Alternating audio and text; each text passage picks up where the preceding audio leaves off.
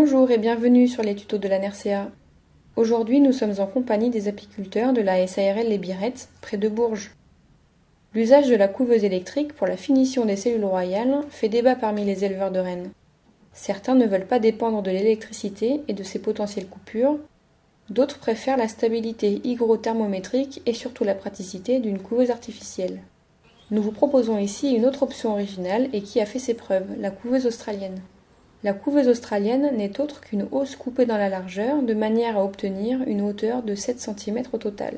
Vous aurez en plus besoin de 2 plaques de contreplaqué aux dimensions de la couveuse australienne et d'un tendeur.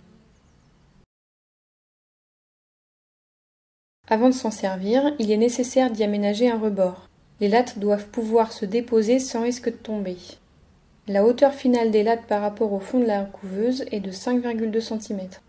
5,2 cm est la hauteur idéale pour limiter les fausses constructions entre les cellules en période de forte mielée. On retrouve d'ailleurs cette hauteur sur leur cadre d'élevage. La couveuse australienne se place idéalement sur une colonie très populeuse afin que les cellules bénéficient du soin des nourrices, température et hygrométrie. Dans le cas présent, la couveuse australienne est placée au-dessus de l'éleveuse. Comme cela, les cellules font un minimum de chemin. Les cellules royales de 6 jours y sont remontées de l'éleveuse qui peut ainsi accueillir un nouveau greffage. On peut voir ici que les nourrices occupent cette mini-hausse, assurant ainsi chaleur et soin. Au 11e jour des cellules royales, la couveuse est ôtée de sa colonie et fermée à l'aide de 2 plateaux et d'un tendeur.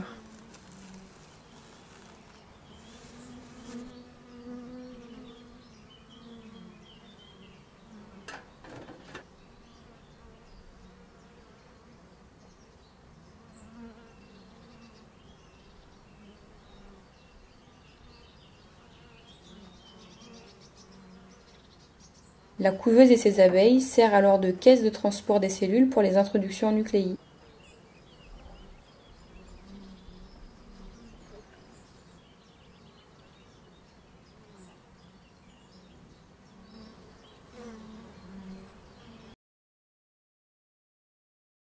Les plateaux de fermeture disposent de lattes en bois, laissant un rebord de l'épaisseur du bois de la couveuse australienne. Ceci permet l'emboîtement des plateaux qui ne bougeront pas lors du transport de la couveuse sur le rucher de fécondation.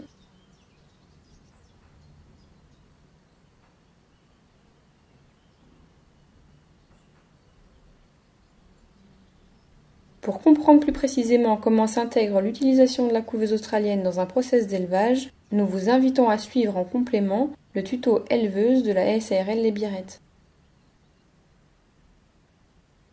Merci à Thomas, Pierre, Nico et Charles et à bientôt pour un nouveau tuto.